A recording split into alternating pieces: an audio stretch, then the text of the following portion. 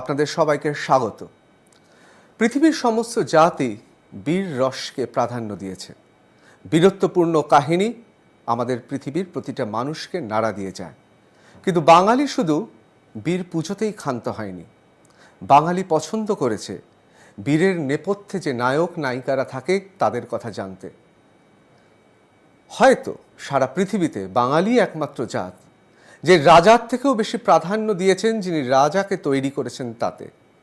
হ্যাঁ, বাঙালি রাজ্য রাজনীতিতেও একই প্রভাব। চন্দ্রগুপ্ত মৌর্যর থেকেও চাণক্য পূজিত হয় বাংলায়। একসময় কংগ্রেসের প্রণব মুখোপাধ্যায় অথবা সিপিএমের অনিল বিশ্বাস এই কারণেই বাংলার রাজ্য রাজনীতিতে ছিলেন এতটাই আলোচনার বিষয়। আমার সঙ্গে যিনি রয়েছেন তার কোনো গৌরচন্দ্রিকা বা ভূমিকার দরকার নেই। একদা ছিলেন তৃণমূলের চাণক্য, অন্তত বাংলায় বিভিন্ন মিডিয়ায় সেইভাবেই তাকে অভিহিত করা হতো। সেই মুকুল রায় আজকে হাজির আমাদের টাফ টকে। নমস্কার। মুকুলদা, টাফ টকে আমাদের প্রথমেই আমরা আপনাকে একটা অডিও ক্লিপ শোনাবো। এই অডিও ক্লিপটা আপনি জানা, আপনার তো শোনা, আমাদের দর্শকদেরও শোনাবো। আমি প্রথমেই বলবো কৌশিক আমাদের পিসিআরে আছে, একটু আমাদের সেই অডিও ক্লিপটা শোনাতে। मैं भी अध्यक्ष जी के यहाँ जा रहा हूँ, अच्छा, तो क्या क्या बात करना चाहिए अभी? अभी तो जो 4 आईपीएस को है उसमें सीबीआई तो थोड़ा नजर डालने होगा, तो इसमें कोई एक बार ध्यान देंगे तो ये आईपीएस लोग को डर जाएंगे। और इधर में वो बोलिए एक एडिशनल डायरेक्टर ईडी नहीं, वो इनकम टैक्स में डालने के लिए उसमें डायरेक्टर इन्वेस्टिगेशन और एडिशनल डायरेक्टर इन्वेस्टिगेशन करके भेजेंगे। 2 नाम हमारा पास आए, हमको अब आपको दे रहा है, आप देख लेंगे। ये संजय सिंह भी क्लोज टच में है हमारा साथ। हेलो, कौन? संजय जो आपका सीए आपका पास जाता है ना, संजय। हेलो, ये दोनों आ जाएगा। आप एसएमएस करिए दोनों के नाम, अभी कहाँ पर है और किस पद पर लाना है उनको। ठीक है। মুকুল বাবু, আমি প্রথমে জিজ্ঞেস করবো এই অডিও ক্লিপটা কি সত্যি এই অডিওটা আপনার? আমি আমার পোর্শনটাই বলছি, আমি নিশ্চিত করে বলেছি। তো প্রথমে প্রশ্ন করছি যে আমার ফোনটা ট্যাপ হলো কি করে? এটা আমার মৌলিক অধিকার, সেই মৌলিক অধিকারটা কি করে খর্ব হলো? আমি আমার রাজনৈতিক নেতার সাথে কি কথা বলছি, ইট ইজ ইম্যাটেরিয়াল। তো আমার বক্তব্য হচ্ছে দিল্লি হাইকোর্টে হলফনামা দিয়ে রাজ্য সরকার বলল যে আমার কোনো টেলিফোন ট্যাপ হয় না। তাহলে এই যে ইনফ্রাস্ট্রাকচার ট্যাপিংয়ের, এ তো পুলিশ ছাড়া কারণ নেই। তাহলে এইভাবে আমার ফোন ট্যাপ করার অধিকার এই সরকারকে কে দিল? আমি দিল্লি হাইকোর্টে মামলা করব এর বিরুদ্ধে। মুকুলবাবু, এই প্রসঙ্গে বলি 2011-এর আগে বাম জামানায় আপনাদের ফোন ট্যাপ হতো, আপনিও তো অভিযোগ করেছি। এখন যারা করতো তারা আবার মমতার জামানায় মমতার হয়ে করে। তাহলে আপনি নিশ্চিত এটা পুলিশই ট্যাপ করেছে? একদম 100% নিশ্চিত। কোন পুলিশ করলো? সে পুলিশ তো রাজ্য সরকারেরই, সুতরাং স্বাভাবিকভাবে রাজ্য সরকারের যে পুলিশ করেছে।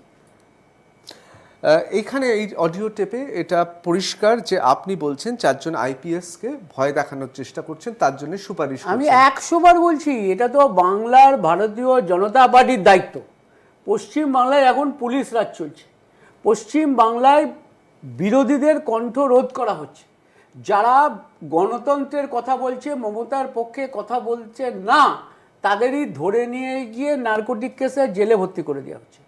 এবং এর আগেও বামপন্থীর জামলায় ভোট হতো না ঠিক, কিন্তু রাজনৈতিক অধিকার, ভোটের দিন ভোট হতো না, কিন্তু তার আগে রাজনীতি করার কোনো অধিকারটা কেড়ে নেয়নি বামফ্রন্ট। কিন্তু মমতার আমলে রাজনীতি করার অধিকারটাকেও কেড়ে নেওয়া হচ্ছে।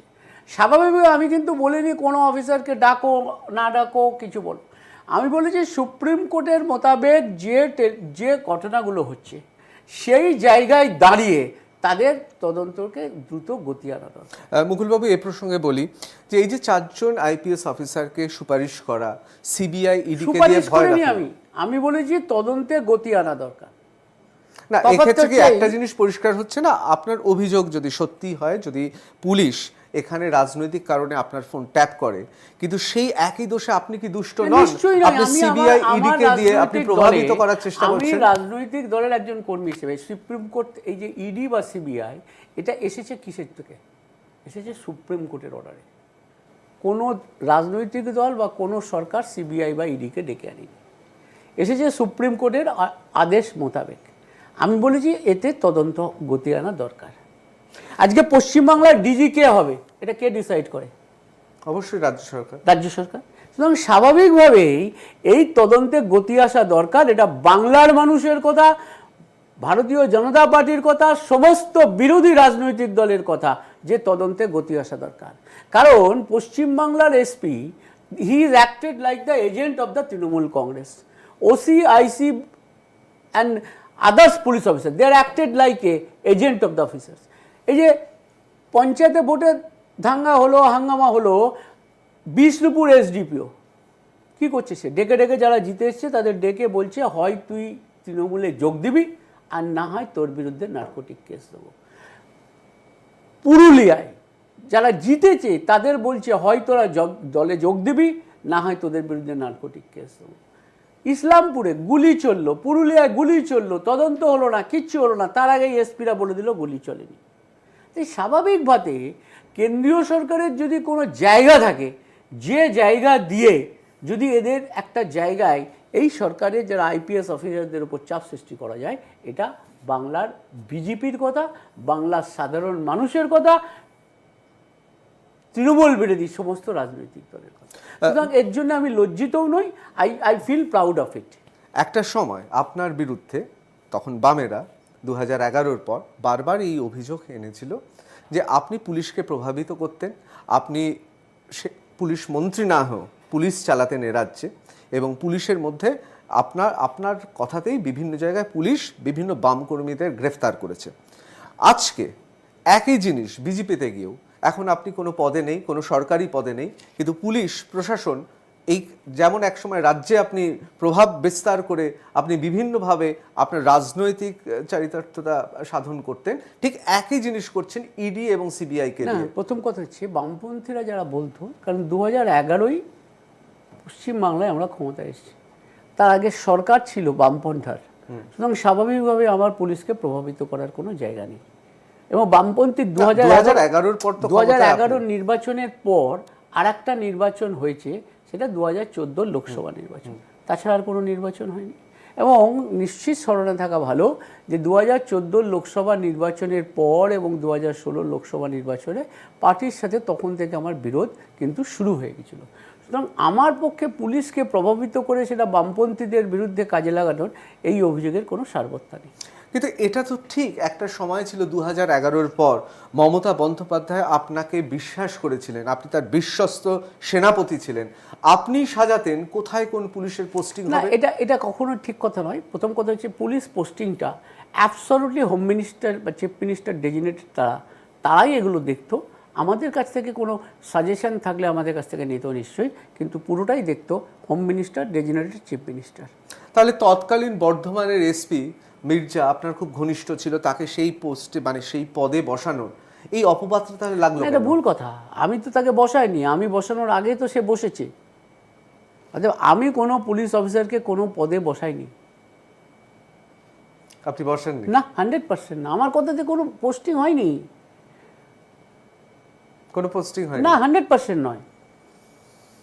কিন্তু আপনি কি মনে করছেন, আপনি একজন দীর্ঘদিন ধরে রাজনীতি করছেন এবং আপনার রাজনৈতিক অভিজ্ঞতা যা সেটা একটা প্রাজ্ঞতার পর্যায়ে পৌঁছে গেছে, কিন্তু আপনি কি মনে করছেন এই যে অডিও ক্লিপটা আমরা শুনছি 4 জন আইপিএস এর বিরুদ্ধে আপনি সুপারিশ করছেন, এটা আমি কি বলছি সত্যি 4 জন নৈতিক আইপিএস, কাজ? না, নৈতিক কাজ নয়, আমি বলছি পলিটিক্স। প্রথমে বলুক গভর্নমেন্ট এই ইমোরাল কাজ কেন করলো, ফার্স্ট দে শুড অ্যান্সার। তোমার মৌলিক অধিকার হচ্ছে তোমার টেলিফোনে কথা বলা। তুমি তোমার স্ত্রীর সাথে কথা বলছো, সেই বাক্যালাপকে যদি কেউ টেপ করে, সেটা কি মৌলিক অধিকারের ক্ষুণ্ণ হলো না? এই বিষয়ে it is the fundamental right of the citizen. যে গণতন্ত্র, এটা the fundamental right of the peoples. আমি আমার লিডারের সাথে কি কথা বলছি এটা তুমি নিশ্চিত করে কখনো টেপ করতে পারো না। এই টেপ করতে গিয়ে আজকে বড় বড় ঘটনা ঘটেছে। সুতরাং এই যে ফান্ডামেন্টাল রাইট, আমার মৌলিক অধিকার খর্ব হচ্ছে, এর জবাবটা কে দেবে আগে? আচ্ছা, অনেকে বলছে তো এই যে ফোনটা ট্যাপই হয়নি, আপনার কোনো খুব কাছের মানুষ, সে বিশ্বাসঘাতকতা করে এটাকে আবার বলি, আমার নিজের ফোনে কোনো টেপ রেকর্ডার নেই যে রেকর্ড করা যায়, নাম্বার ওয়ান। আর যেভাবে কথোপকথন রাখা হয়েছে সেটা অ্যাবসলিউটলি পুলিশের ইনফ্রাস্ট্রাকচার ছাড়া আর কারুর দ্বারা হওয়া সম্ভব নয়। যার সঙ্গে এই কথাটা হচ্ছে কৈলাস বিজয়বর্গীয়, তিনি এইটা টেপটা ফাঁস হয়ে যাওয়ার পর বলেছে ওনার বলা নয়। আমি ওই জন্য প্রথমেই বলেছি আমার পোর্শনে আমি বলছি, আমি কথা বলেছি। ফার্স্টে আমার রিপ্লাই ছিল এইটাই। নতুন এসেছেন বিজেপি পার্টিতে, এই নিয়ে অস্বস্তিতে পড়েছেন? না, 100% নয়। যেদিনকে ওই অডিও ফাস্টাস হয়েছে সেদিনকেই ভারতবর্ষের ভারতীয় জনতা পার্টির অল ইন্ডিয়া প্রেসিডেন্ট আমাকে সেই দিনই পশ্চিমবাংলার নির্বাচনের ইলেকশন ম্যানেজমেন্ট কমিটির কনভেনার হিসেবে নিযুক্ত করেছেন। নতুন পার্টিতে কেমন লাগছে? খুব ভালো। অল ইন্ডিয়া পার্টি, স্কোপ অনেক বেশি, সারা ভারতবর্ষ জুড়ে পলিটিক্স করা যায়। আমাকে যদি কেউ বিদেশ নীতি জিজ্ঞেস করে বলতে পারবো, আমাকে যদি অর্থনীতি কেউ জিজ্ঞেস করে বলতে পারবো, ভারতবর্ষের আভ্যন্তরীণ সমস্যা কী হলে বলতে পারবো, যেটা পারতাম না আগে। কিন্তু আরএসএস, বিজেপির যারা পুরনো লোক, তারা কি খুশি? 100%। আরএসএসের সবার সাথে আমি লাস্ট যে আরএসএসের একটা কনক্লেভ হলো, মোহন ভাগবত ছিলেন, আমি সাথে ছিলাম। রাজ্য বিজেপিতে তো অনেকে বিরোধিতা করছে। না, একটা লোকও বিরোধিতা করছে না, একটা লোকও বিরোধিতা করছে না। আমার এটাই প্লাস যে আমি রাজ্য বিজেপির সমস্ত নিচুতলা, উপরতলা, মাঝতলা সব কর্মীদের আত্মবিশ্বাসটাকে অর্জন করতে পেরেছি। আমি যদি বলি তুলনামূলকভাবে বিচার করতে, একদা তো কংগ্রেস থেকে তৃণমূলে এসেছিলেন, এখন তৃণমূল থেকে বিজেপিতে এসেছে, এই আশায় কোন পথটা বেশি মসৃণ হয়েছে? প্রথম কথা হচ্ছে তৃণমূল একটা আঞ্চলিক দল হিসেবে তৈরি হয়েছিল। কেন তৈরি হয়েছিল? যে কংগ্রেসের ন্যাশনাল পলিটিক্সের কম্পালশনে সিপিএম বিরোধিতা করছিল না। আজকে কিন্তু প্রমাণ হচ্ছে যে মমতা ব্যানার্জি তার দল তুলে দিয়ে কংগ্রেসে ফিরে যাওয়া উচিত। যদি ন্যাশনাল পলিটিক্সের কম্পালশনে মমতাকে কংগ্রেসের সাথেই থাকতে হয়, তাহলে সেই দিনকার রাজনৈতিক সিদ্ধান্তটা ভুল ছিল। যদি ন্যাশনাল পলিটিক্সের কম্পালশনে থাকতেই হয় কংগ্রেসের সাথে, তাহলে কংগ্রেসে ফিরে যাওয়া উচিত। আর আজকে বাংলার মানুষকে তুমি বারংবার বললে সিপিএমের অত্যাচার, অনাচার, তার বিরুদ্ধে লড়াই করতে হবে, আর আজকে তুমি সিপিএমের সাথে আসছো। তুমি বলছো যে আমি ব্রিগেডে কেরালার মুখ্যমন্ত্রীকে আহ্বান করেছি। না, সেটা তো রাজনৈতিক সৌজন্যতা। কিসের সৌজন্যতা? হচ্ছে তোমার পার্টির মিটিং। কিন্তু কেরালার মুখ্যমন্ত্রী, কিন্তু মমতা বন্দ্যোপাধ্যায়, কেরালার মুখ্যমন্ত্রী তো প্রথমে সিপিএম পলিট ব্যুরোর মেম্বার, তারপর তো সে চিফ মিনিস্টার। কিন্তু শুক্রবারই মমতা বন্দ্যোপাধ্যায় তার যে দলের যে বৈঠক, সেখানে পরিষ্কার বলে দিয়েছেন বিজেপি, কংগ্রেস এবং সিপিএম এর থেকে সমদূরত্ব রাখবেন। আবার বলছি শুনুন, অল ইন্ডিয়া পলিটিক্সে গিয়ে তারা একসাথে চলছে, এটা তাদের নাকি ন্যাশনাল পলিটিক্সের কম্পালশন। তাহলে দলটা তো প্রদেশ কংগ্রেস নয়, দলটার নাম তো জাতীয় কংগ্রেস। কমিউনিস্ট পার্টিরা পশ্চিমবাংলায় তো পশ্চিমবঙ্গ কমিউনিস্ট পার্টি নয়, দলটার নাম তো ভারতীয় কমিউনিস্ট পার্টি মার্ক্সবাদী। তাহলে তাদের সাথে থাকবো, আর এখানে থাকবো না। সেক্ষেত্রে তো দেশের ঐক্য এবং সাম্প্রদায়িকতা বজায় রাখতে, সাম্প্রদায়িকদের এই যে কথাটা বজায় রাখতে, এটাই তো একটা ভেগ শব্দ, সুডো সেকুলারিজম। এই সাম্প্রদায়িকতা শব্দটাই তো একটা ভেগ শব্দ। এইটা আপনি কবে উপলব্ধি করলেন? আমি প্রথম যে করেছি অনেক পরে, তার কারণ আমি তো 1998 সালে আমার জন্মই হলো সাম্প্রদায়িকতার হাত ধরে, যদি সকল সাম্প্রদায়িকতা বলা হয়, নাহলে তো মমতার জন্মই হয় না।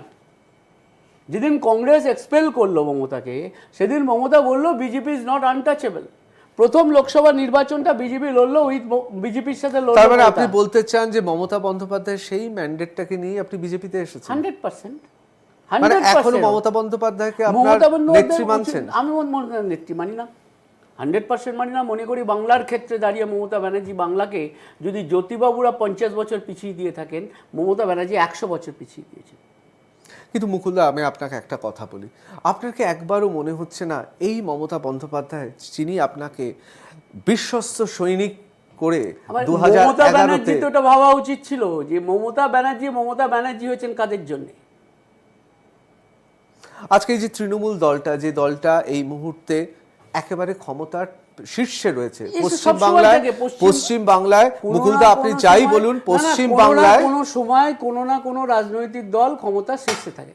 2006 সালে মার্ক্সবাদী কমিউনিস্ট পার্টি 235 ছিল, বিজেপি 30 ছিল। 2.5 বছরের মধ্যে কোথায় চলে গেছিল? এবং এই দলও 2019-এর লোকসভা এবং 2021-এর মধ্যে এই দলটা, তবু সিপিএম পার্টিটা আছে, এই পার্টিটাই থাকবে না। পার্লামেন্টে এক প্লেট চাউমিনে আপনি আবার চলে এলেন তৃণমূলে। এবার যদি বিরিয়ানি আপনাকে অফার করে কি করবেন? কোশ্চেন ডাজ নট নেই। কোনো চাউমিন আমি কোনোদিনও খাইনি, বিরিয়ানিও কোনোদিনও খাইনি। সিপিএমের বিরুদ্ধে লড়াইয়ে আমি নিশ্চিত করে ভেবেছিলাম, তখন তার মূল স্লোগান ছিল কি, যে বাংলায় গণতন্ত্র নেই। সেই গণতন্ত্র ফেরাবার লড়াইয়ে মমতার সাথে ছিলাম। এখন দেখলাম চোর তাড়াতে গিয়ে ডাকাত ডেকে এনেছি। তার মানে কি আপনি বলছেন যে সিপিএম এর থেকেও বড় শত্রু আপনার কাছে একদম তৃণমূল? এই মুহূর্তে পশ্চিমবাংলার গণতন্ত্র থাকবে কি থাকবে না, এটাও সবচেয়ে বড় প্রশ্ন। কিন্তু এই মার্ক্সবাদী নেতারা, বামেরা অনেক সময় অভিযোগ করেন যে মুকুল রায় এই মুহূর্তে বিজেপিতে তৃণমূলের সঙ্গে সেতু বন্ধন রচনা না, এই যে করছে। যারা বলে তাদের আলাদা কথা, ভুল কথা। দেখো, আমি পঞ্চায়েত নির্বাচন দেখেছি। 2003-এ বামপন্থা নির্বাচন করেছিল, 22% আসনে প্রার্থী দিতে পারেনি, 70টা মৃত্যু হয়েছিল। আর 2018-তে গিয়ে 34% আসনে মানুষকে ভোট করতে দেওয়া তো দূরের কথা, প্রার্থী দিতে দেওয়া হলো না, এবং 82 জন মারা গেল। মমতা কি বলবেন, গণতন্ত্র? যদি এতটাই তৃণমূল যদি এতটাই অগণতান্ত্রিক হয়, তাহলে আপনার ছেলে শুভ্রাংশু সে এখন তৃণমূলে কেন? প্রত্যেকের একটা নিজস্ব সত্তা আছে। আমি আমার ছেলের ব্যাপারে কোনো কথা বলতে পারবো না। সে অ্যাডাল্ট, সে কোয়াইট ম্যাচিওর, সুতরাং সে তার কি সিদ্ধান্ত নেবে আমি জানি না। ভারতবর্ষের রাজনৈতিক ইতিহাসে বহু রাজনৈতিক দলে দেখা গেছে যে বাবা আর ছেলে আলাদা আলাদা জায়গায় পলিটিক্স করছে। যশবন্ত সিনহাকে দেখুন, জয়ন্ত সিনহাকে দেখুন। এটা সে তো আমরা বাম আমলেও পঞ্চায়েতে দেখেছি যে বাবা সিপিএম এ, ছেলে তৃণমূলে। ক্ষেত্রে দাঁড়িয়ে আমার বা উল্টোটা, এটা তো ক্ষমতার জন্য। আমার পুত্র কি করবে সেটা তার ব্যাপার, it is not for me. আমাদের একটা ছোট্ট বিরতি নিতে হবে। বিরতির পর আবার ফিরে আসছি টাফ টক উইথ ঋতব্রততে।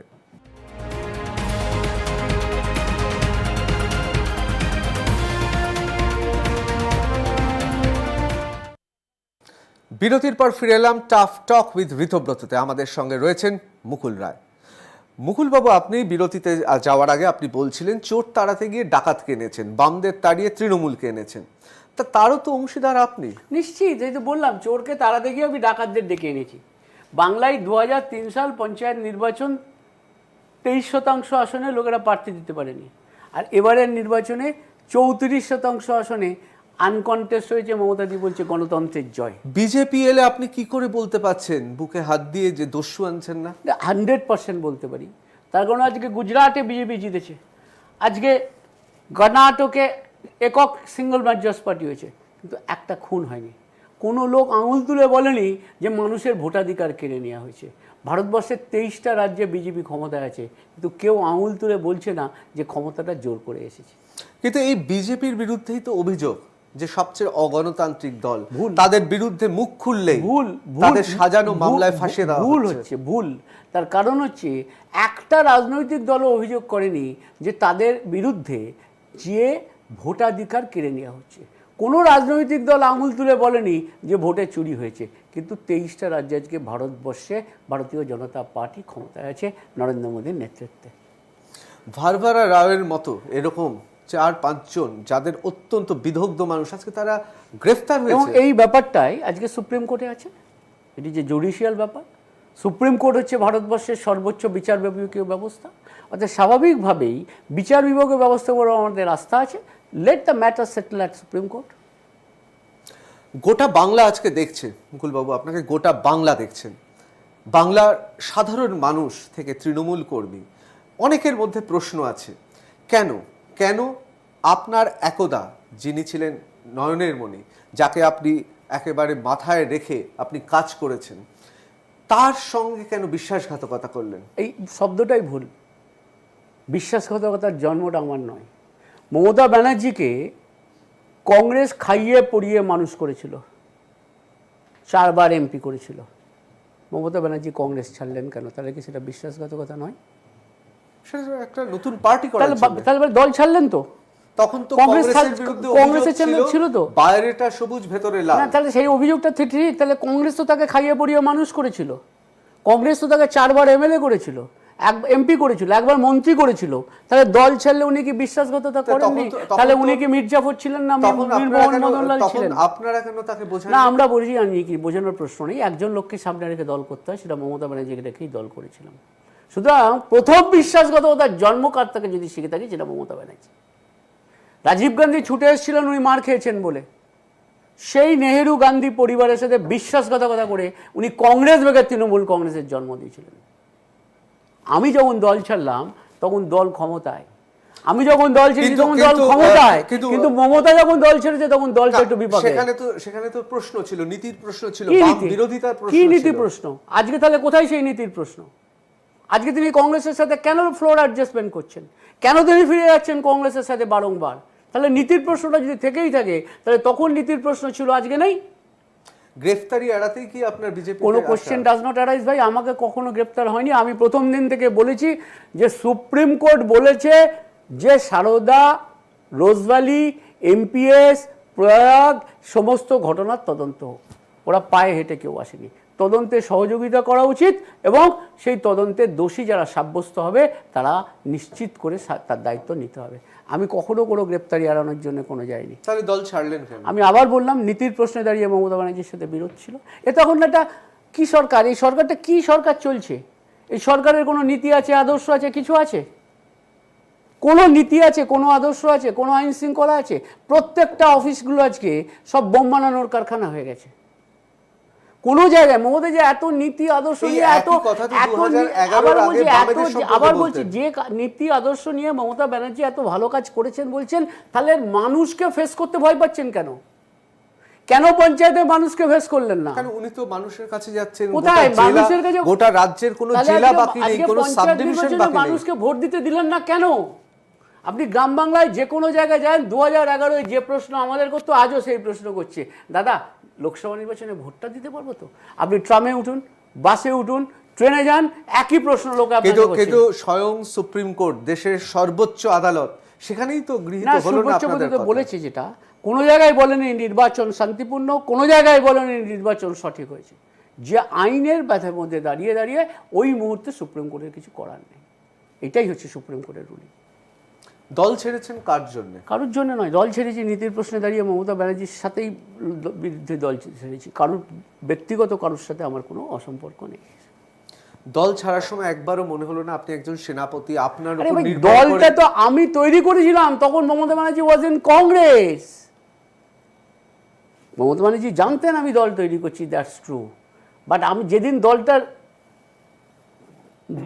নথিবদ্ধ হয়েছিল সেদিনও মমতা ব্যানার্জি কংগ্রেসে ছিলেন।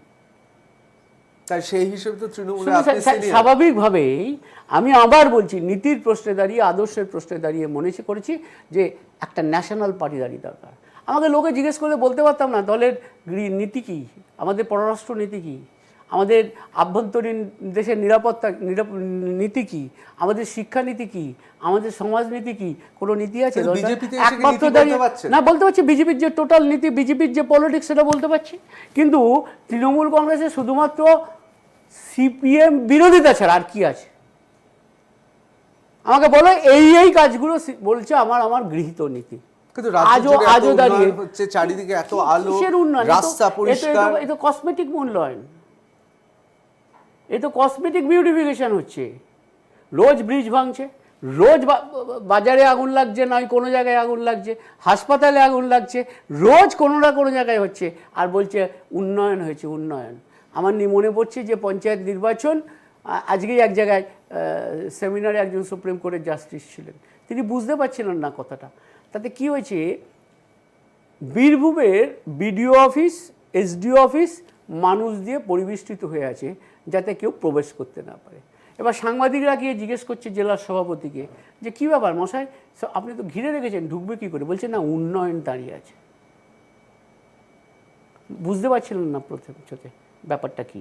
ব্যাপারটা হচ্ছে এটাই উন্নয়ন। কিন্তু মুকুলবাবু, যে দল আপনাকে বলেছিল ভাগ মুকুল ভাগ, সেই দলে যেতে হলো। আবার বলি পলিটিক্সে আপনি কংগ্রেসে এসেছেন। না, আমি তার আগে বামপন্থী করেছি। সেটা ছাত্র আমার অবস্থায়, রাজনৈতিক যুব জীবনে আমি অবস্থায়। বামপন্থা করেছি। সুতরাং স্বাভাবিকভাবেই রাজনৈতিক দলে কখন কে কি বলবে দ্যাট ইজ নট তার মেটেরিয়াল। মানে কি রাজনীতির কোনো আদর্শ না, থাকবে না, নিশ্চয়ই কোনো দল আদর্শ থাকবে থাকবে, না? But that is not material. Material হচ্ছে কোয়েশ্চেন। ইন্দিরা গান্ধী যার বিরুদ্ধে দাঁড়িয়ে চিকবাগ রোডে জিতেছিলেন, তাকে তিনি নিজের মন্ত্রিসভায় মন্ত্রী করেছিলেন। তৃণমূলে এরকম অনেকে ছিলেন যারা আপনার সঙ্গে দল ছাড়তেন আপনি যদি নতুন পার্টি করতেন। না, আই ওয়ন্ট বিলিভ। আপনার মনে হয় এবং না আমার মনে হচ্ছে এখনো প্রচুর মানুষ যারা আমার সাথে যোগাযোগ রাখে শুধু এই ডিসেম্বরের নির্বাচনটা দেখছে, তারপর দেখবেন তৃণমূলের দল ভাঙার হেরিক। আপনি এত আশাবাদী কি করে হচ্ছে? 100%। এবং এমনি তৃণমূল কংগ্রেসকে বাদ দিয়েই বাংলায় যে ভোটের হিসেব আছে তাতে এবারে তৃণমূল কংগ্রেস 20 ক্রস করতে পারবে না। মানে এটা কি আপনি নির্বাচনের প্রচার শুরু করার জন্য বলছেন না আপনি বিশ্বাস 100% করেন? না। আমি নির্বাচনটা অন্তত অন্য লোকের চাইতে একটু খারাপ বুঝি না, কারোর চাইতে বেশি বুঝিয়ে কথা বলছি না, কিন্তু নির্বাচনটা আমি খানিকটা হলেও বুঝি। আমি আবার বলছি, শুনে নিন, বর্তমানে পঞ্চায়েতের যে ফল আমি দেখেছি এবং পঞ্চায়েতের যে ট্রেন্ড আমি দেখেছি, তার উপর বেস করে দাঁড়িয়ে বলছি এবার মমতা ব্যানার্জির দল 20 ক্রস করতে পারবে না। তৃণমূলের লোকজনেরা এখনো আপনার সঙ্গে যোগাযোগ রাখছে? অনেক অনেক সব গ্রাসরুটের সব লোক যোগাযোগ রাখে, প্রত্যেকে যোগাযোগ রাখে। দাদা আর পারছি না, অসহনীয় অবস্থা, দাদা বেরিয়ে যাব, আরেকটু অপেক্ষা করো, এ প্রচুর প্রচুর। রাজনৈতিকভাবে আপনি যখন পদক্ষেপ ফেলেন, প্রত্যেকটা পদক্ষেপ বলা হয় যে একেবারে ওয়েল ড্রাফটেড, অর্থাৎ খুব মেপে মেপে ফেলেন, কিন্তু 2016 নির্বাচনের আগে তৃণমূলে ফিরে আসাটা মনে করেন ভুল? না, প্রথম কথা হচ্ছে সেটা ওটা ইতিহাস, সেটাও একটা ইতিহাস। কেন ফিরেছিলাম? এটা কি ভেবেছিলেন যে আবার পুনরুদ্ধার করবেন ক্ষমতা, আবার সেই না জায়গায় না পৌঁছে না, যাবেন? আমি এক মুহূর্ত ভাবিনি। কিন্তু আমি মনে করেছিলাম যে কংগ্রেস সিপিএম আবার রাজ্যে আসার চাইতে এরা ক্ষমতায় থাকা ভালো, সেই কারণেই তখন ফিরেছিলাম। এবং আমি 167টা মিটিং করেছিলাম তৃণমূলের হয়ে সেই সময়, 1467। তারপর নির্বাচনের পরে কি সে মূল্য পেলেন না? না, মূল্য পাওয়ার প্রশ্ন নেই। নির্বাচনের পরের দিন থেকে আমি মেন্টালি ঠিক ছিলাম যে আমি এই দলটা করবো না। আমাকে কিন্তু দল, আমি নিজে রিজাইন করেছি, আমি এমপিসিপেও রিজাইন করেছি। 8 মাস বাকি থাকতে আমি যখন রিজাইন দিতে যাচ্ছি, তখন আমাদের চেয়ারম্যান উপরাষ্ট্রপতি বলছেন কেন রিজাইন করছো? আমি বলেছি না, এথিক্সের প্রশ্নে দাঁড়িয়ে আমি পদে থাকবো না, এমপি থাকবো, রিজাইন করে চলে এসেছি। সুতরাং এটা প্রত্যেকটাই ভেবে করেছি আমি। এবং আমি আবার বলছি, আমি মেন্টালি এই দলটা থেকে চলে গেছিলাম 2014 নির্বাচনের পর থেকে, কিন্তু 2016 as because there is no other. তাহলে তো নিজের সঙ্গে অবিচার করেছেন, না, বললাম ভুলিতা তো, করেছেন। নিজের অবিচার যাই করি, যাই করে থাকি, আমি 2016তেও আমি তৃণমূলের হয়ে প্রচার করেছি, কারণ আমার মনে হয়েছে কংগ্রেস সিপিএম অ্যালায়েন্সের চাইতে এরা সরকারে থাকলে ভালো হবে। কবে থেকে ঠিক করলেন বিজেপিতে আসবেন? এবার 2014 থেকেই ডিসাইড করেছিলাম, 2014 লোকসভার পর থেকে। তখনই হঠাৎ আপনার মনে হলো যে এতদিনের আদর্শ, এতদিনের সবকিছু ছেড়ে আদর্শের প্রশ্নটা ভুল। মমতা ব্যানার্জির তাহলে আদর্শটা ক্ষমতা? কোথায়? 1998 সালে মমতা ব্যানার্জি, অটল বিহারী বাজপেয়ীর হাত না ধরলে মমতা ব্যানার্জির দলের জন্ম হতো? না, আপনি না, তো প্রশ্নটা বলুন আগে। 98 সালে মমতা ব্যানার্জি যদি সেটা তো অটল একটা বিহারী, বৃহত্তর জোট। বৃহত্তর সেটা তো জোট একটা নয়। বৃহত্তর জোট। 1999 মমতা ব্যানার্জি বিজেপির সাথে কংগ্রেসের বিরুদ্ধে লড়াই, তাহলে 98 99 মমতা ব্যানার্জি ঠিক করলেন, আর 2011তে এসে উনি মনে করলেন যে এটা ঠিক হয়নি। না, কিন্তু আপনার নীতি ক্ষেত্রে- আদর্শটা তাদের তখন কোথায় ছিল? সেটা কি সিন্ধুকে তোলা ছিল? না না, 2011তে আপনি তো মহাজোট তৈরি করলেন কার সাথে? মমতা বন্দ্যোপাধ্যায়ের নেতৃত্বে কার সাথে? কংগ্রেসের সঙ্গে। তার আগে অবধি 2008 অবধি কোথায়? 98 পার্টিটার জন্ম হয়েছে, 2008 অবধির কোথায়? বিজেপির সঙ্গে। তাহলে আমি বিজেপির সাথে যখন ছিলাম তখন নীতি আদর্শের প্রশ্নটা কি সিন্ধুকে তোলা ছিল? তাহলে তখন দেখি কি বিজেপির সঙ্গে আড়ালে আবডালে ঘনিষ্ঠতা কোনো বাড়ছে প্রশ্ন আপনার? নেই। আমি ব্যক্তিগতভাবে মনে করি মমতা ব্যানার্জি বিজেপিকে ডিচ করেছে। বিজেপি না থাকলে তৃণমূল কংগ্রেসটাই তৈরি হয় না। কেন বলছেন? 1998-এ যেদিন হি ওয়াজ এক্সপেলড ফ্রম দ্য কংগ্রেস। না, এই কথাটা যে বললেন এটা কি খুব তাৎপর্যপূর্ণ? তার কারণ সেই সময় বিভিন্ন সময় আমরা দেখেছি যে সিপিএম নেতারা তারা বলতেন যে তৃণমূলকে সেই সময় বিজেপি সাহায্য করছে বিভিন্নভাবে। না, তা না, 98 সেই জন্য সালে কি বলছেন? 98 সালে তো তৃণমূল কংগ্রেস বিজেপি আসন সমঝোতা করে লড়াই করলো। 99 সালে তো এনডিএর পার্টনার হয়ে লড়াই করলেন এবং মমতা ব্যানার্জি রেলমন্ত্রী হলেন। 2001-এ ফিরে এসে আবার কংগ্রেসের সাথে আঘাত করলেন, আবার নির্বাচন শেষ হওয়ার সাথে সাথে আবার এনডিএতে ফিরে গিয়ে 2004 সালে কয়লা মন্ত্রী হলেন। না, আপনি নিজে দেখুন জাহাজ মন্ত্রী ছিলেন এবং পরবর্তীকালে রেলমন্ত্রী। হ্যাঁ হ্যাঁ, এবং সেই কয়লা মন্ত্রক দেওয়া সত্ত্বেও মমতা বন্দ্যোপাধ্যায় নেননি, তার কারণ নীতির প্রশ্নে। কে বলেছে এই কথা? মমতা ব্যানার্জি শপথ নিয়েছেন, কয়লা মন্ত্রকের দায়িত্ব নিয়েছেন পরবর্তীকালে, এবং কয়লা মন্ত্রকের দায়িত্ব নিয়ে কাজ করেছেন এবং কয়লা মন্ত্রকের হিসেবে বেশ কিছু সিদ্ধান্ত নিয়েছেন। কে বলেছে মমতা ব্যানার্জি দায়িত্ব নেয়নি? না, আপনাদের তো একসময় কয়লা মন্ত্রক দেওয়া হয়েছিল, মমতা ব্যানার্জি কয়লা মন্ত্রক নিয়েছেন না, মমতা বন্দ্যোপাধ্যায় নিয়েছেন। পরবর্তীকালে তিনি জাহাজটা নিয়েছিলেন এবং সেখানে আপনাকে মন্ত্রী করেছিলেন, জাহাজ মন্ত্রী ছিলেন, আপনাকে রেল মন্ত্রী করেছে।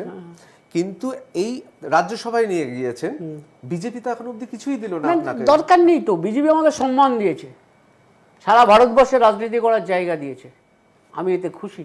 আপনার কি মনে হয় না যে আপনার বিজেপিতে আসাতে অনেকে খুব অখুশি, যারা বিজেপির নেতৃত্ব? আমার মনে হয় না, কারণ বিজেপি যেভাবে সাদরে আমাকে গ্রহণ করেছে এবং বিজেপির নিচের তলার কর্মী থেকে একদম মাঝারি থেকে শুরু করে ওপর তলার কর্মীরা যেভাবে আমার সাথে কাজ করছে, I feel proud of them. আপনার কি একবারও মনে হচ্ছে না রাজ্য বিজেপি নেতৃত্ব বা আরএসএস এর যারা রয়েছেন তাদের সঙ্গে আপনার দূরত্ব রয়েছে? একদম মনে হচ্ছে না, এবং আমি খুব খুশি। আমি বলছি তো যে I feel proud of it. শুনুন, আমাকে আজকে পশ্চিমবঙ্গ নির্বাচন কমিটির কনভেনার করা হয়েছে, ঠিক একই সাথে অন্যান্য রাজ্যে যারা করা হয়েছে তারা হয় কেন্দ্রীয় মন্ত্রী, না অন্য কেউ। তো স্বাভাবিকভাবে এই পদটাও অত্যন্ত গুরুত্বপূর্ণ পদ, এবং এই পদেও আমি 1 বছর বিজেপিতে জয়েন করিনি, তার মধ্যেই আমার ওপর যে আস্থা ভারতীয় জনতা পার্টির নেতৃত্ব রেখেছে, আমি আশা করব সেই নেতৃত্বের আস্থাকে পূর্ণ মাত্রায় মর্যাদায় দিয়ে এগিয়ে নিয়ে যেতে। কিন্তু দিলীপ ঘোষ অর্থাৎ বিজেপির রাজ্য সভাপতি, তাকে কি আদৌ বিশ্বাস করছেন? জানবো, তবে তার আগে একটা ছোট্ট বিরতি।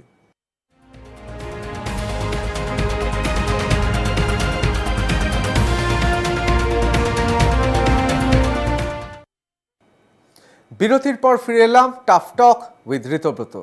আজকে আমাদের অতিথি মুকুল রায়। মুকুলদা, আমরা বিরতির আগে তো আলোচনা করছিলাম, আপনি বলছেন যে এই নতুন দলে মানে বিজেপিতে আপনি খুব স্বচ্ছন্দ বোধ করছেন, কিন্তু আপনি বেশিরভাগ সময় তো নিজাম প্যালেসে কাটান। দলের ভুল ধারণা, নিজাম প্যালেসে আমি এখন একদিন বসেই না, বিগত 1 বছরের মধ্যে আমি নিজাম প্যালেসে থাকিই নি। নিজাম প্যালেসে আমার কোনো আস্তানা নেই, কিচ্ছু নেই। এটা তোমাদের কাছে যে ইনফরমেশন আছে অ্যাবসলিউটলি ভুল। তাহলে আপনি বিজেপি দলীয় অফিসে বসছেন? যেদিন জেলায় না গেলে, যদি জেলায় কোনো কর্মসূচিতে না যায়, তাহলে আমি সারাদিন বিজেপি অফিসেই থাকি। দিলীপ ঘোষ আপনাকে আদৌ বিশ্বাস করেন? হ্যাঁ, 100% করে, 100% করে। দিলীপদা ভালো মানুষ, ভালো মনের মানুষ, সাংগঠনিক লোক, এবং দিলীপদা আমাকে পুরো মাত্রায় বিশ্বাস করে। আর যারা আছেন তারাও বিশ্বাস করে, তারা আমাকে বিশ্বাস করে। আমি সিনিয়র হিসেবে আমাকে তার প্রাপ্য মর্যাদা তারা সবাই আমাকে দেয়। আপনার মনে হয় এই দলে যে একসময় যেমন তৃণমূলে নব্য এবং পুরনোদের মধ্যে যে লড়াইটা ছিল, আপনার মনে হচ্ছে না এখানেও একটা লড়াই আছে? সেই লড়াই যখন শুরু হবে, তার আগে প্রথম লড়াই হচ্ছে তৃণমূলকে ক্ষমতাচ্যুত করা। নব্য আর পুরনোর লড়াইটা তো পরে হবে। তাহলে আগে তো তৃণমূলকে ক্ষমতাচ্যুত করতে হবে। তৃণমূল পশ্চিম বাংলায় গণতন্ত্র থাকবে কি থাকবে না এই প্রশ্নে দাঁড় করিয়ে দিয়েছে। বাংলায় আজকে গণতন্ত্র নেই, এইরকম একটা জায়গায়। দেখুন, আজকে দমদমে একটা ঘরের মধ্যে একটা জেলার কার্যকরণী হওয়ার কথা, সেটা ভেঙে তছনছ করে দুর্মস করে দিয়েছে। আজকে এই জায়গায় দাঁড়িয়ে প্রথম প্রশ্ন, বাংলায় গণতন্ত্রটা থাকবে কি থাকবে না, এই লড়াই আজকে সবাই লড়ছি একসাথে। তারপরে প্রশ্নটা পরে দেখা যাবে। বিজেপিতে আসার পর কোনো সাংবিধানিক পদ নয়, কোনো সেই হিসেবে বলা যেতে পারে বলে রাখি যে সিপিএম এর যেমন কেন্দ্রীয় কমিটি হয়, এদের হচ্ছে বিসিপির ন্যাশনাল এক্সিকিউটিভ। আমাকে কিন্তু তারা ন্যাশনাল এক্সিকিউটিভ মেম্বার করেছে। মানে বলছেন এই ক্যাডার ভিত্তিক দলে এসে আপনি স্বচ্ছন্দ বোধ করছেন? আমি একদম ভেরি, মানে কি বলবো, ভেরি স্মুথ, এবং আমার কাছে কোনো রকমের কোনো জায়গায় কোনো অস্বাচ্ছন্দ্য নেই। আপনি কি সত্যি বিজেপি এই রাজ্যে ক্ষমতায় আসবেন, আপনি এরকম স্বপ্ন দেখেন? আমি বিশ্বাস করি 2019 এবং 2021-এর মধ্যে পশ্চিমবাংলায় তৃণমূল কংগ্রেস নামক দলটা উঠে যাবে এবং ভারতীয় জনতা পার্টি পশ্চিমবাংলায় ক্ষমতায় আসবে। আপনি স্বপ্ন দেখেন তখন মুখ্যমন্ত্রী হবেন? না, আমি সেই স্বপ্ন দেখি না। তো এই স্বপ্ন দেখি বাংলা থেকে মমতা ব্যানার্জির সরকার চলে যাচ্ছে। কি করে বলছেন মুকুলদা, মমতা বন্দ্যোপাধ্যায় ছাড়া বাংলায় এমন কোন নেত্রী আছেন বা নেতা আছেন যার এই রকম জনগণের আবার কাছে বলি, এই রকম? এইরাম ধারণা 2006 সালে সিপিএম করত, আনন্দবাজারে ব্র্যান্ড বুদ্ধ লিখেছিল, কিন্তু 3 বছরের মধ্যে সেই বুদ্ধর ব্র্যান্ডটা কিন্তু ফেসে গেছিল। কিন্তু কোনো বার কোনো কাগজ কোনো জায়গায় কিন্তু মমতা বন্দ্যোপাধ্যায় শোনো, ব্যাপারটা জননেত্রী হচ্ছে, হিসেবে আবার যে একটা কথা জনমোহী- বলছি শোনো, সেই সময়কার সংবাদ মাধ্যমের ওপর বুদ্ধদের এই খবরদারি ছিল না। আর আজকে পশ্চিমবাংলায় বলেছে যে গণতন্ত্র নেই, কোন খবরের কাগজে কী লেখা হবে, কোন টিভিতে কি দেখানো হবে, কত দূর অবধি টিভিটা যেতে পারবে, কত দূর গেলে পরে সে এই অ্যাডভার্টাইজমেন্টটা পাবে, এই সবটাই নিয়ন্ত্রণ করে মমতা ব্যানার্জির সরকার। কিন্তু কেন্দ্রেও তো একই অভিযোগ, গণতন্ত্র কেন্দ্রেও তো একই অভিযোগ, বিভিন্ন টেলিভিশন সংস্থায় সাংবাদিকরা কাজ করতে পারছেন না, না, এরকম কোনো এখনো বিভিন্ন সাংবাদিক জায়গায় বলেনি। গণতান্ত্রিক এবং সেই চিন্তা জায়গায় ভাবনা করার দাঁড়িয়ে মানুষকে গ্রেফতার কোনো করা হচ্ছে। আবার বললাম, গ্রেপ্তার কোনো জায়গায় এইভাবে করা হয়নি, কোনো জায়গায় এইভাবে গ্রেপ্তার করা হয়নি। পশ্চিম বাংলায় দাঁড়িয়ে গ্রেপ্তার হয়েছে, রাজ্যে রাজ্যে যেগুলো ঘটনা ঘটে পশ্চিম বাংলায় আজকে সেটা সব জায়গায় সবচাইতে বিরাজে। আমি মুকুল রায়, আমার 40 বছরের রাজনৈতিক জীবন, 34 বছর বামফ্রন্টের আমলের, আমার জায়গায় আমার বিরুদ্ধে একটা জিডি এন্ট্রি ছিল না কোনো থানায়।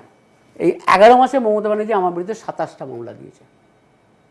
না, এগুলো তো আপনার একটা আপনি বলতে চাইছেন এটা একটা রাজনৈতিক প্রতিহিংসা, না, কিন্তু রাজনৈতিক প্রতিহিংসা এখন সব বিজেপির কর্মীদের বিরুদ্ধে, আমিও তার মধ্যে একজন, তাই আমার বিরুদ্ধে 27টা মামলা, খুন সমেত সবকিছু, 27টা মামলা।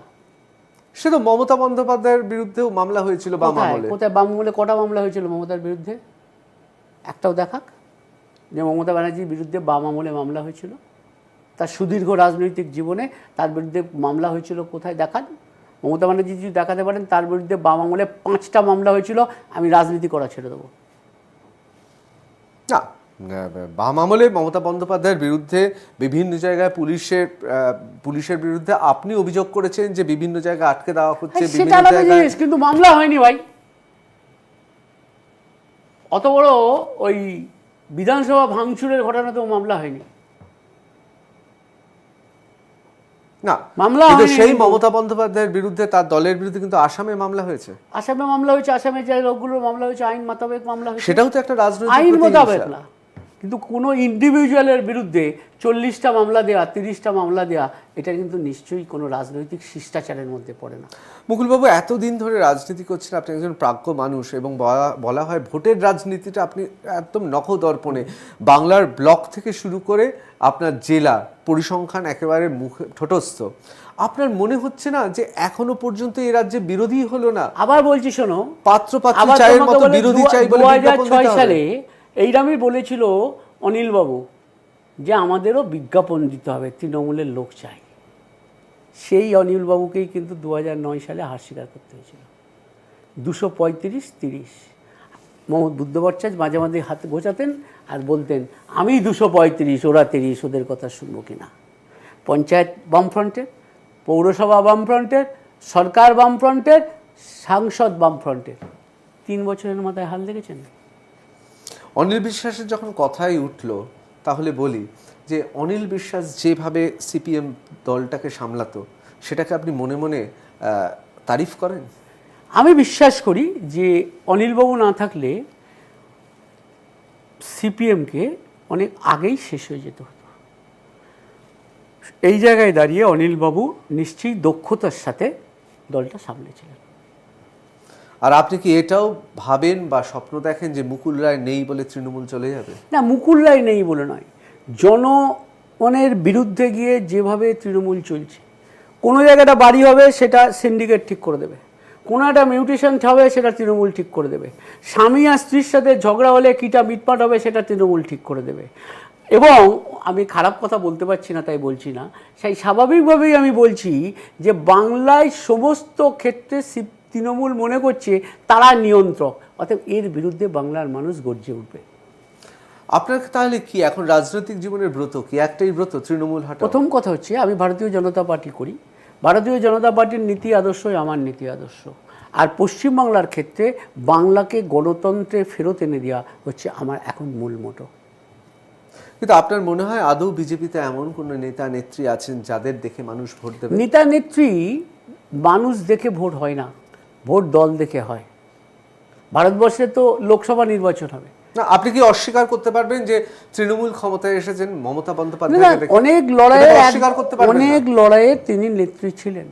তো এইবার লোকসভা নির্বাচনটা তো প্রধানমন্ত্রীত্বের নির্বাচন, মমতা ব্যানার্জি তো প্রধানমন্ত্রী হবে না। না, আপনি কি করে 542 নিশ্চিত হচ্ছেন? আমি 100% নিশ্চিত 542টার মধ্যে 42টার আসনে বেশি যে প্রার্থী হবে না, তাহলে সেই প্রধানমন্ত্রীরা হবে কি করে? তাহলে কি আপনি মনে মনে স্বপ্ন দেখছেন যে দেবগৌড়ার মতন, চন্দ্রশেখরের মতন, ইন্দ্রকুমার গুজলের মতন আমি 6টা নিয়ে এমপি নিয়ে আমি প্রধানমন্ত্রী হব? কিন্তু বিজেপি যে ক্ষমতায় আসবেন আপনি আমি এত আত্মবিশ্বাসী কি 100% করে হচ্ছেন? কনফিডেন্ট, 100% কনফিডেন্ট যে বিজেপি ভারতবর্ষে আবার ক্ষমতায় আসবেন এবং নরেন্দ্র মোদী প্রধানমন্ত্রী হবেন। বাঙালি হিসেবে নিজেকে গর্ব অনুভব করেন, গর্বিত? আর নিশ্চিত বাঙালি হিসেবে আমি গর্বিত। মমতা বন্দ্যোপাধ্যায় বাঙালি একজন প্রধানমন্ত্রী তাহলে হয়ে গর্বিত হবেন না? যেদিনকে জ্যোতি বসু প্রধানমন্ত্রী হতে গিয়েছিলেন সেদিন মমতা ব্যানার্জির এই নীতিবোধ মূল্যবোধ কোথায় ছিলেন? না, তার তো বিরোধিতা না, মমতা তার বিরোধিতা বন্দ্যোপাধ্যায় করলেন কেন? করেননি। তার বিরোধিতা, হ্যাঁ নিশ্চয়ই বিরোধিতা করেছে। না, না। বলেছে ভারতবর্ষের পার্টির সবচাইতে কলঙ্কজনক দিন আসবে যদি জ্যোতি বসু প্রধানমন্ত্রী হয়। সেটা তো রাজনৈতিক বাধ্যবাধকতা। তাহলে সেই রাজনৈতিক বাধ্যবাধকতা তো সবার ক্ষেত্রেই আছে। প্রণব মুখার্জি যেদিন রাষ্ট্রপতি যদি পদে প্রার্থী বসু হলেন, প্রধানমন্ত্রী হলে আপনি খুশি হতেন? না, ভারতবর্ষের নির্বাচনে দাঁড়িয়ে নাম্বার গ্রামে যদি জ্যোতি বসুর সাথে নাম্বার থাকতো জ্যোতি বসু প্রধানমন্ত্রী হতেন। It is a question of game, it is a question of number. Otherwise how you can be the chief minister? আমার আবেগ থাকতে পারে, কিন্তু আমি বাংলায় ভারতবর্ষের প্রধানমন্ত্রী হবো। What is the number? 542টা লোকসভার মধ্যে 271টা আসনের সমর্থন না পেলে how I become the chief minister, how I become the prime minister? বিজেপির ওপর একটা অভিযোগ রয়েছে, বিভিন্ন মানুষ বলেন যে বিজেপি বাংলা চায় কিন্তু বাঙালি এবং বাংলাকে ভালোবাসে। একদম ভুল কথা। শ্যামাপ্রসাদ আমি বলছি মুখোপাধ্যায় শ্যামাপ্রসাদ কই? মুখার্জি বাংলায় ভারতবর্ষের বিজেপির জন্মদাতা। সেই শ্যামাপ্রসাদ মুখার্জির মৃত্যুর পর আজকেও শ্যামাপ্রসাদ মুখার্জির মা যে চিঠি দিয়েছিলেন পণ্ডিত নেহরুকে সেই ব্যাপারে আজ অবধি দাঁড়িয়ে ভারতবর্ষের কংগ্রেস সরকার কিছু করে। কিন্তু এই রাজ্যে বিজেপির পোস্টার, ব্যানার, হোর্ডিং এ শ্যামাপ্রসাদ মুখোপাধ্যায় ঠিক কতটা আছে, থাকেন? শ্যামাপ্রসাদ মুখার্জি থাকেন, দীনদয়াল উপাধ্যায় থাকেন, কিন্তু এই মুহূর্তে ভারতবর্ষের লোকসভা নির্বাচনে ভারতীয় জনতা পার্টির মুখ হচ্ছে নরেন্দ্র মোদী। তাকে আরও বেশি করে ফোকাস করতে হবে, অমিত শাহজিকে ফোকাস করতে হবে। কারণ এই নির্বাচনে মমতা ব্যানার্জি তো আর রামকৃষ্ণ বিবেকানন্দের ছবিতে গিয়ে ভোট করছেন না। তার প্রত্যেকটা ভারতবর্ষে, ইভেন পশ্চিমবাংলার সব জায়গায় দেখুন একটা করে বড় বড় হোর্ডিং আর একটা করে মমতাজির এত বড় বড় মুখ। না, সেটা তো গোটা রাজ্যে। কেন? এটা তো মমতা বন্দ্যোপাধ্যায় কেন? এটা তো সরকারি পয়সায় এই হোর্ডিং হচ্ছে। বাহ মুকুলদা, আপনি তাহলে এতদিন ধরে রাজনীতি বুদ্ধদেব করছেন, ভট্টাচার্যের আপনি ছবি এতদিন দিয়েও ধরে আমি কোনোদিনও রাজনীতি দেখিনি। করছেন। আমি তো বুদ্ধদেব ভট্টাচার্য দেশজোড়া মোদির ছবি থাকলে আপনার না, আপত্তি মোদি নেই। হচ্ছে না, আর মোদি- রাজ্যে যেখানে এত উন্নয়ন হচ্ছে, এত ভারতবর্ষে আলো, এই এত নির্বাচনটা সুন্দর হচ্ছে, সব ব্যবস্থা আবার বলছি, চলছে। মোটেই ভালো হয়নি। পশ্চিম বাংলার উন্নয়ন যদি 50 বছর পিছিয়ে দিয়ে থাকে জ্যোতিবাবুরা, মমতা ব্যানার্জি 100 বছর পিছিয়েছে। বাংলায় শিল্প কোথায়? এই যে বিনিয়োগ করে রোজ যাচ্ছেন বাইরে, একটা শ্বেতপত্র প্রকাশ করুন না যে আমি এই বিনিয়োগ নিয়ে এলাম। বিনিয়োগ তো এক মুহূর্তে, এক লহমায় বা কয়েকদিনে না, হবে না। 10 বছর হলো এটা তো। একটা দীর্ঘমেয়াদী 10 বছর পরিকল্পনা। প্রকল্পে কি এসছে? আমি আপনাকে হিসেব দিয়ে বলতে পারি যে বেঙ্গল সামিটে ঘোষিত হয়েছে কি, প্রস্তাবনা পাঠানো হয়েছে কি, আর হয়েছে কি। তো স্বাভাবিক মমতা ব্যানার্জি বলুন না, একটা শ্বেতপত্র প্রকাশ করুন না। তো সোমনাথ চ্যাটার্জির মতন ব্যাপার হচ্ছে, মৌদাদা মৌদিদি। আচ্ছা, কোথাও কি আপনার মনে হচ্ছে রাজ্য বিজেপি বা কেন্দ্রীয় বিজেপির নেতৃত্ব একটু তাদের স্বপ্নভঙ্গ হয়েছে আপনাকে নিয়ে? তারা ভেবেছিলেন আপনি এলে দলে দলে তৃণমূল নিশ্চিত নয়, চলে আসবে। নিশ্চিত নয়। বিশ্ব বাংলা নিয়ে আপনি প্রশ্ন তুললেন। এখনো বিশ্ববাংলার প্রশ্ন আদালতে বিচারে দিন। হাইকোর্ট তাকে সরকারকে বলেছে এফিডেভিট দাও, এবং সরকারকে এফিডেভিটের পর বলেছেন যারা মামলা করেছে তাদের জবাব দাও, তারপর মামলা শোনা হবে। বিশ্ববাংলার মামলা এখনো শেষ হয়ে যায়নি। আমার একটা প্রশ্ন আছে মুকুলবাবু, সেটা হচ্ছে আপনার প্রিয় খেলা কি?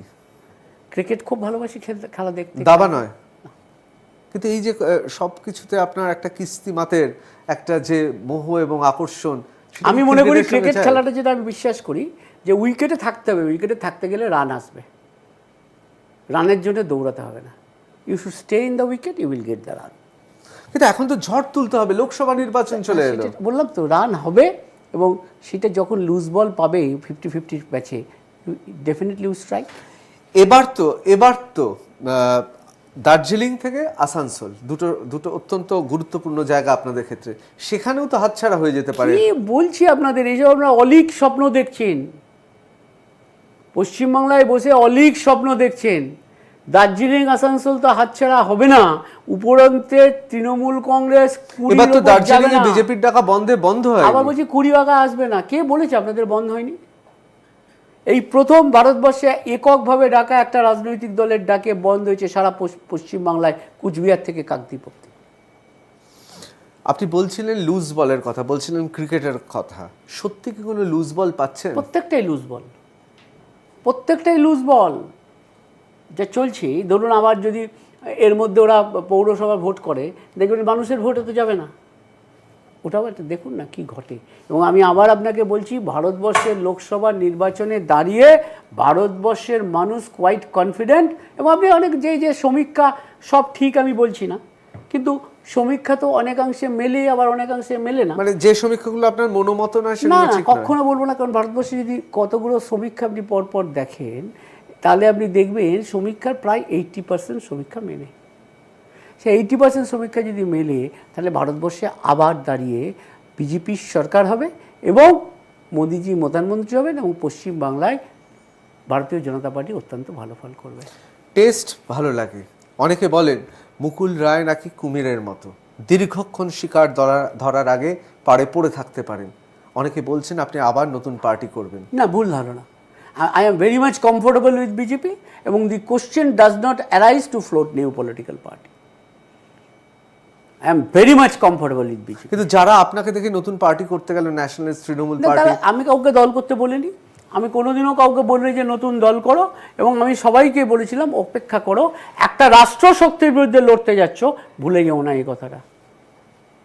সারদা নারদা নিয়ে চিন্তা হয়, রাতে ঘুম ভেঙে যায়? 1% হয় না, কেন হবে? Saradha I am not accused. আমার নারদার ক্ষেত্রে আবার বলি, নারদার ক্ষেত্রে তো কোথাও দেখা যায়নি যে আমি টাকা দিচ্ছি, বরং আমি বলেছি যে তুমি পার্টি অফিসে এসো। সুতরাং আমি 1% চিন্তিত নয়। সারদার ক্ষেত্রে যেমন প্রাক্তন বর্তমান প্রদেশ কংগ্রেস সভাপতি সোমেন মিত্রকে ডেকেছিলেন, যেমন সিপিএম নেতা রবীন্দ্র দেবকে ডেকেছিলেন, তেমনি আমাকেও ডেকেছিলেন কিছু প্রশ্নবাদের জন্য। বিজেপিকে জানতে চেয়েছিলেন, বিজেপি কেন্দ্রীয় নেতৃত্বের কাছে কেন আপনাকে তাহলে আপনার কথা অনুযায়ী ফাঁসানোর চেষ্টা হয়েছে? না, আমি তো বলছি না এটা বিজেপি করেছে। এই রায়টা হয়েছে কংগ্রেস সরকারের শেষ সময়। সুপ্রিম কোর্ট বলেছে যে তদন্ত করতে, আর তদন্তকারী সংস্থা কাকে ডাকবে না ডাকবে এটা বিজেপির কি?